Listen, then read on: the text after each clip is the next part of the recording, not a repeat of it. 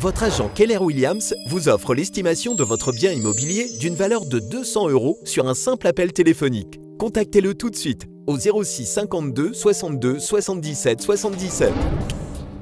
Nous sommes le mercredi 12 juin. Bonjour, bienvenue sur tv4.fr. Le collège Joffre de Rivesaltes une nouvelle fois bloqué aujourd'hui par les enseignants en grève. Ils veulent toujours le départ de la principale. Hier, l'inspecteur académique est venu sur place pour tenter d'éteindre l'incendie en vain. Le dialogue est rompu entre la direction et les enseignants qui parlent de harcèlement. En février dernier, 90 personnes ont participé à un test pour savoir si oui ou non leur urine contenait du glyphosate, l'herbicide controversé. Un test qui s'est révélé positif pour 100% des participants. Et bien hier, nouvelle étape, 24 d'entre eux ont officiellement porté plainte au tribunal de Perpignan pour mise en danger d'autrui, tromperie aggravée et atteinte à l'environnement.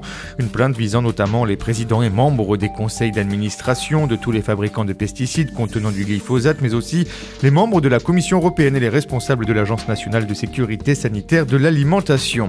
Le loto du patrimoine de retour, le loto orchestré par Stéphane Bern pour tenter de sauver le patrimoine en péril, revient pour une deuxième édition. Cette année, 103 sites profiteront des recettes du jeu de hasard pour se refaire une petite beauté, dont un dans les PO.